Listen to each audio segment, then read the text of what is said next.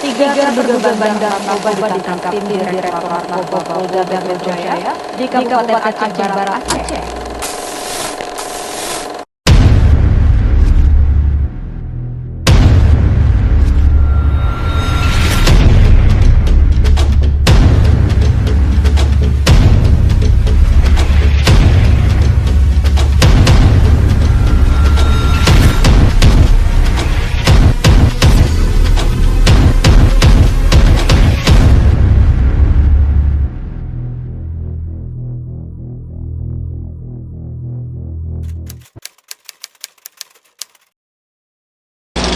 Halo teman-teman, di sini saya Zahra sebagai pewawancara. Kita udah ada di rumah sakit ketergantungan obat dan di sini ada Bapak.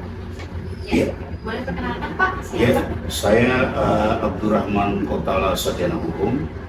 Tugas di sini udah 27 tahun awalnya sebagai perawat, auditor, kemudian sekarang jadi humas dan hukum.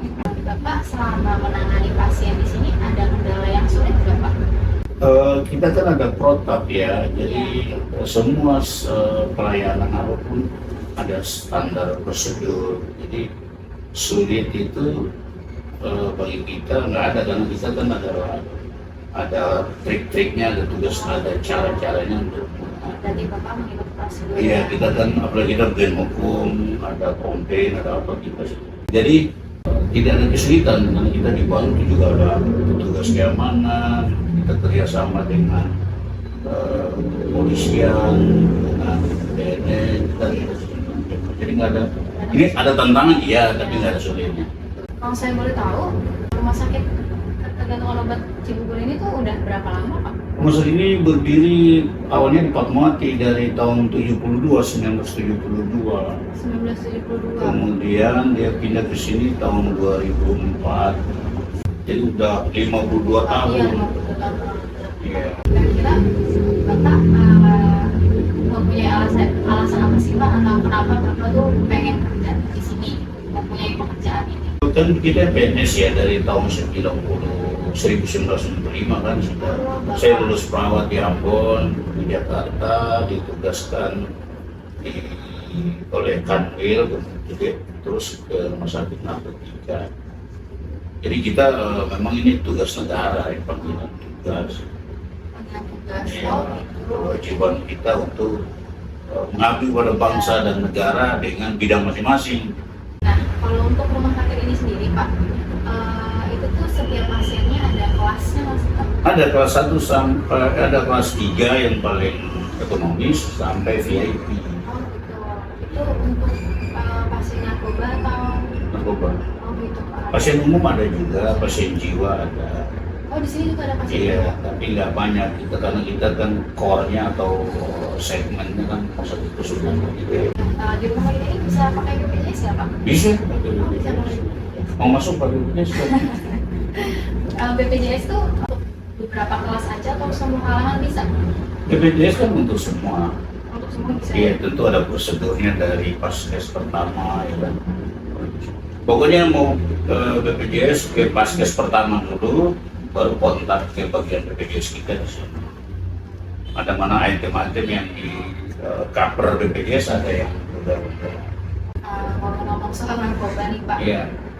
kira-kira kalau misalkan minuman keras itu tuh bisa mendorong penyalahgunaan narkoba nggak sih Pak? Yang namanya perilaku negatif, apa saja pasti bisa bermuara ke narkoba tergantung stresor atau tergantung lingkungan, ada yang menawarkan atau tidak. Jadi misalnya dia ribut sama pacarnya, ribut sama keluarganya, atau dia lagi Ada masalah ya apalagi dia sudah pakai alkohol, udah pasti. Alkohol juga bagian daripada penyalahgunaan narkoba. Merokok biasanya kan awal daripada betul. penyalahgunaan narkoba ini. Anak-anak merokok dari SD, SMP, kampus, SMA, kampus. Terus Pak, saya juga mau tanya, ganja itu kan termasuk narkotika ya? Iya. Atau zat adiktif? Iya, dia semua zat narkotika itu pasti adalah zat adiktif, tetapi zat adiktif belum tentu narkotika. Misalnya obat lem, ya kan? Oh iya. Jadi narkotika itu ada golongannya berdasarkan undang-undang. Ingat ini undang-undang narkotika nomor 35 tahun 2009. Penggolongan narkoba lihat di pasal 9, golongan 1, golongan 2, golongan 3. Golongan 1 itu biasanya untuk penelitian, golongan 2 ada kepentingan kedokteran, golongan 4 juga. Nah, tapi yang golongan pertama itu ketat banget, golongan 2. Jadi ada hukuman mati, ada hukuman penjara hidup. Oh gitu ya Pak. Golongan 1. Nah, hukuman mati sendiri itu untuk pasien atau pengedar? Hukuman mati biasanya untuk bandar dan pengedar kelas besar juga ya.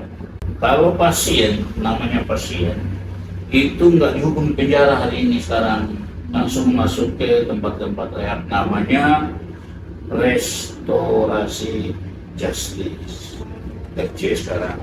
Berarti kalau pasien itu sekarang udah nggak di lapas ya Pak? Iya, jadi kalau ditangkap polisi bermohon ke kejaksaan untuk dilakukan sidang cepat, asesmen terpadu, ada dokter dari BNN, ada polisinya, ada jaksanya, mereka menentukan ini pemakai atau bukan. Kalau dia pemakai, maka jaksa akan membuat putusan restorasi justice, artinya penyelesaian perkara di luar pengadilan. Berarti dia direhab. Hari ini ada ratusan orang direhab di sini. Rehabilitasi itu seberapa lama ya Pak pasiennya? Rata-rata 3 bulan sampai 6 bulan, bahkan 1 tahun. Paling lama? Paling lama bisa setahun, bisa 2 tahun, tapi rata-rata 6 bulan, 3 bulan Oh sudah. udah bisa ada ilmunya kan. Kalau untuk gimana sih cara sekarang itu kita dites narkoba positifnya itu biasanya tesnya bagaimana? Kan urinnya diambil, disaksikan oleh 2 orang, kalau enggak urinnya diambil, dia sendiri masuk ke kamar kecil tempat botol urin, dia taruh, nanti petugas ngambil. Selain itu ada cara lain nggak Pak? Ya ada, biasanya dari rambut juga diambil. Ya, tapi untuk pemeriksaan yang lebih khusus ya, yang rutin yang biasa urin aja. Tapi kalau misalnya kita pakai 2 cara, urin dan rambut tadi ya, karena saya pernah dengar katanya yang lebih efektif itu pakai rambut. Oh enggak, rambut itu gini, karena urin kan kita pakai narkoba ya. Iya. Kalau narkoba kan sampai ke rambut ini lama, untuk bisa udah 2 bulan, 3 bulan. Oh, gitu. Tapi kalau urin kan 1 itu, jadi kalau orang mau pakai bisa lama, bisa orang curiga ini pemakai lama gitu. Berarti lebih efektif itu pakai urin ya Pak? Iya, lebih efisien. Selama pasien di sini Pak, itu kan efek narkobanya mungkin masih sering muncul ya, kayak mempengaruhi. Oh enggak, itu begini, narkotika itu kan hilang di badan selama 14 hari. Oh, Nah, masa-masanya masa detox kan. iya. Setelah itu mulai dievaluasi perilakunya, nah, keluar main, di terapi perilaku. Nah, selama 14 hari itu Pak, kira-kira ada nggak pasien yang susah beratur atau mengalami beberapa kendala? Oh, mereka biasanya dirawat di ruangan khusus. Oh gitu. Jadi mereka khusus, dia demam, dikasih obat, dia sakit kepala, dikasih obat, dia sakit apa, dikasih obat. Dia nggak tidur, ya dikasih obat tidur. Oh gitu penyembuhan. Saya tambahkan kali ya, di sini pelayanannya ada dokter gigi, ada dokter anak, ada dokter paru, ada dokter internis, dokter syaraf, ya. Jadi di sini juga terbuka untuk umum ya Pak, poli umum. Bukan, poli umum udah pasti, poli umum. Tapi yang spesialis paru, spesialis saraf, gigi, spesialis anak, ada. Kita untuk bertemu dokternya spesialisnya harus buat janji. Tidak, daftar tiap hari jam 8 sampai jam 1 siang. Daftar di depan, ingin berobat dokter siapa dilayani langsung. Jadi saya jelasin semuanya ya. Sini ada IGD di depan, kalau orang kegawatan dengan narkoba, overdosis apa, ada IGD di depan. Ada pemulasaraan jenazah juga di belakang. Ya. Biasanya ada orang meninggal di mana, mau di rumah duka, kita siapin. Kalau misalnya dia sudah selesai rehabilitas, terus keluar dari rumah sakit ini, terus tertangkap lagi pakai, itu hukumannya tetap sama, direhab lagi atau gimana Pak? Tetap direhab lagi atau nanti polisi melihat dia terkait dengan kasus hukum apa. Jadi saya sih cukup ya Pak. Baik. Ya, untuk teman-teman ada yang mau nambah? Pak, saya mau nanya nih, kebanyakan pengguna narkoba itu cewek atau cowok, Pak? Rata-rata cowok. Yang cewek ada nggak Mas? Ada juga. Kalau yang cewek itu dia kegiatannya dipisah atau satu? Jadi satu. Ada ruangan khusus buat cewek. Tapi kegiatannya gabung. Tambahkan adik-adik baca Undang-Undang Narkotika di Undang-Undang 35 ya. Undang-Undang Kesehatan terbaru, Undang-Undang 17 nomor tahun 2003 dan Permenkes nomor 24 tentang rekam medik. Nah, akan menguasai bidang kesehatan. Saya kira gitu aja. Salam buat keluarga besar Sivitas Unindra ya. Semoga kampusnya pendidikannya lebih bermutu, lebih dikenal masyarakat, lebih diminati para calon mahasiswa. Ya. Satu lagi Pak, maaf, Ya. Bapak bisa bagi tips nggak nih buat teman-teman di rumah, teman-teman kita semua, gimana sih biar kita tuh nggak masuk ke zona narkoba, caranya gimana? Oh Cara iya, pencegahan. intinya jangan dekat narkoba dan biasakan ketika dengar ada pemakai narkoba atau pengedar segera laporkan ke RT atau tulis ke polisi setempat. Biasakan menjadi agen-agen pelapor supaya ketahanan masyarakat itu terwujud, ya kan? Terus pokoknya intinya katakan tidak pada narkoba, jauhi narkoba dan jadi generasi yang sukses lah. Baik.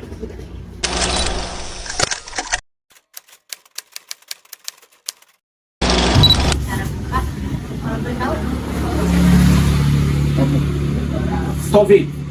Bapak ini salah satu pasien di RSKO. Bapak ini pengguna jenis apa kalau boleh saya tahu? Sekarang metadon. Jadi awalnya penggunaan heroin ya, tahu dari.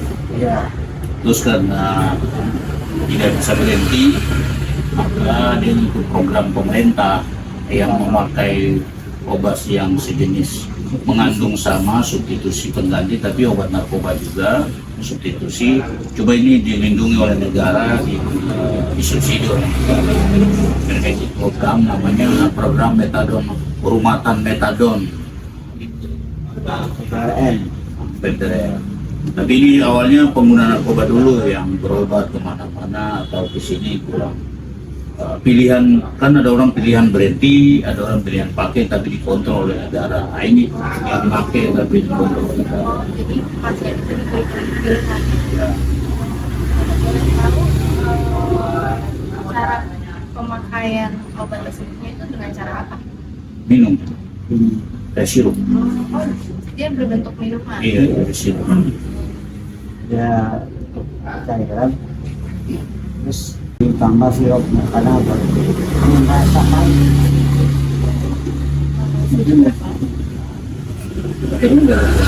Tidak berapa lama.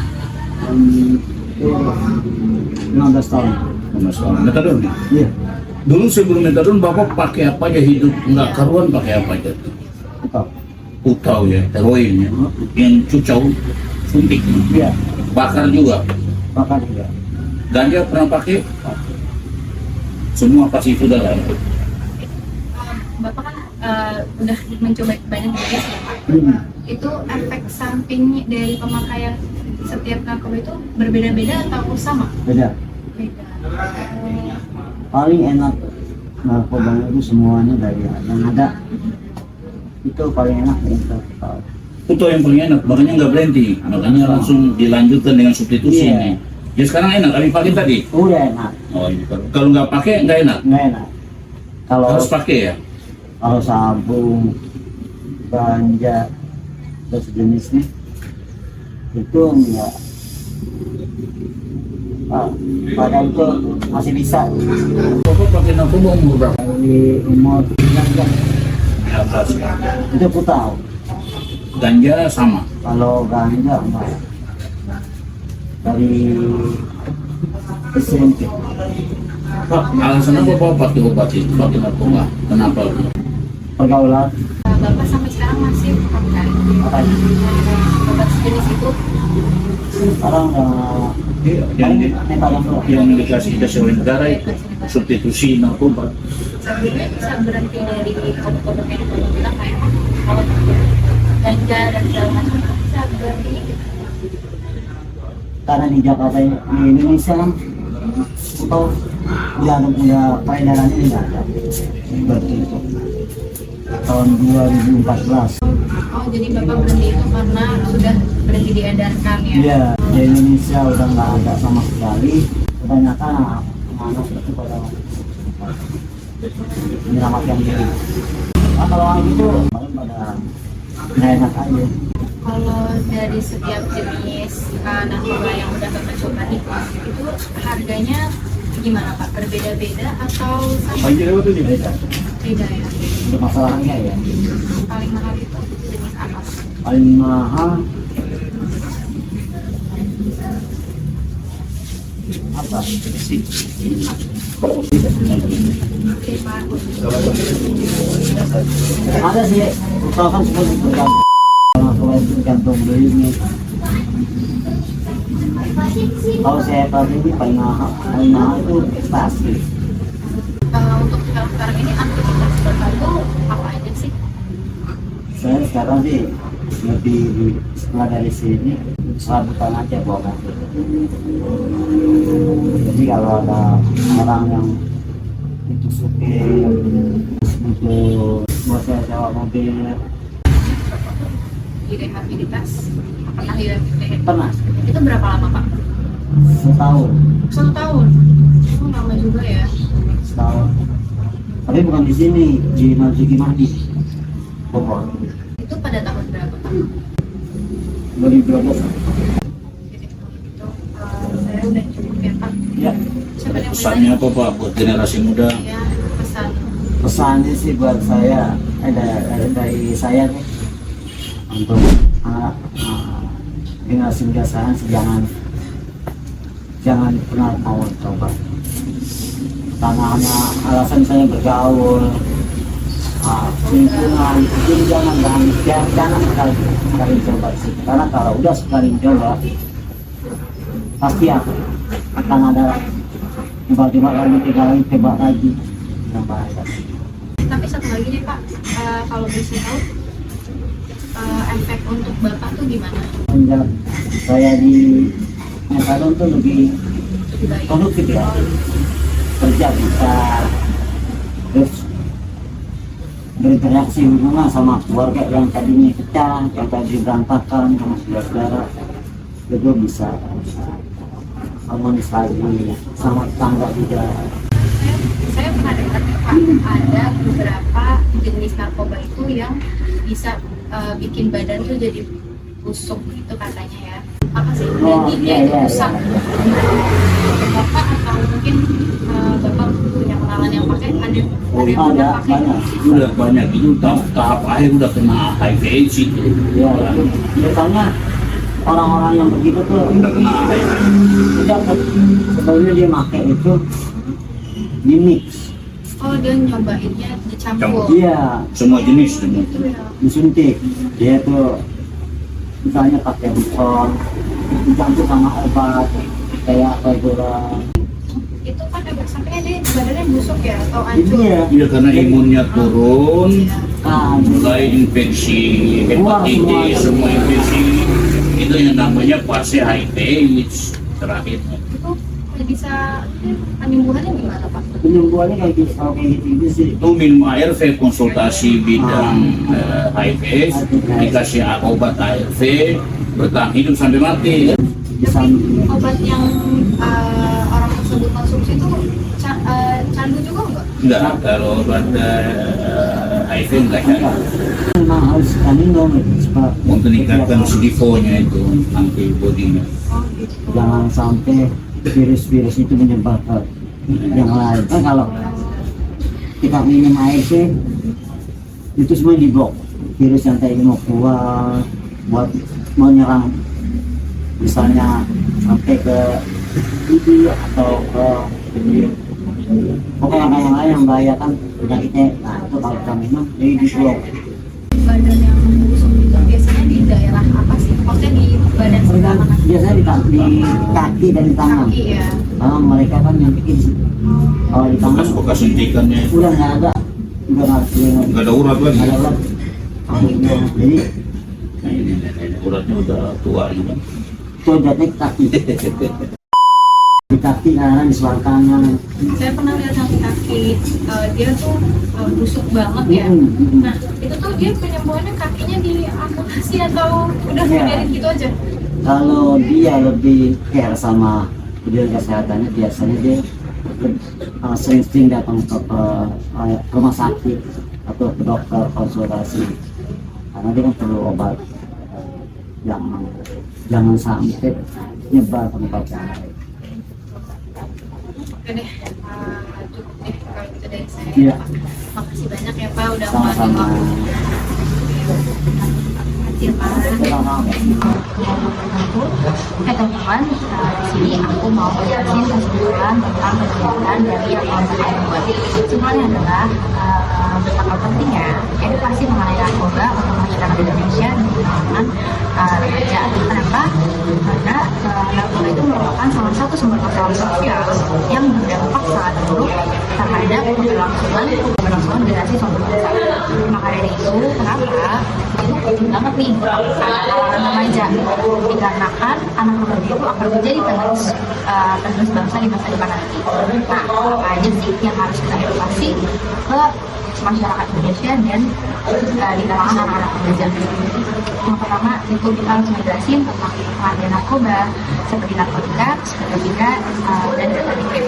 Itu juga kita jelasin golongan-golongannya dari golongan 1 sampai golongan 3 dan setiap jenis narkobanya. Lalu yang kedua itu dampak dari narkoba. Karena kenapa dampak itu penting? Dampak negatif dari narkoba itu nggak cuma menyerang mental aja teman-teman, tapi dampak narkoba juga menyerang fisik dan psikis seseorang. Dan yang terakhir yang harus dijelaskan itu ada hukum. Nah, kita harus menjelasin ke masyarakat dan ke remaja kalau hukum yang berlaku bagi pengguna, pengedar, dan beredar narkoba itu sendiri. Saya rasa cukup dari saya. Semoga kegiatan yang kami laksanakan ini bermanfaat bagi semua. Assalamualaikum warahmatullahi wabarakatuh. Assalamualaikum warahmatullahi wabarakatuh. Kami dari tim Skrip. Perkenalkan, nama saya Azra Alfiandi Kusuma. Nama saya Fatia Kasturi Nurabadanti. Nama saya Syarata Santi Prianto. Perkenalkan, nama saya Usep Saipudin. Saya Muhammad Rizky Syawal. Kami dari tim kameramen. Halo semuanya, kami dari TB Editor. Saya Mutia Rahma. Saya Andriansa. Halo, saya Siti Fatimah Zahra dan saya sebagai pewawancara yang mewawancarai narasumber. Bye!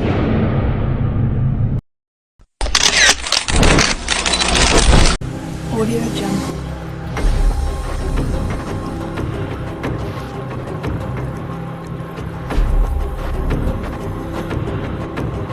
Audio Jungle.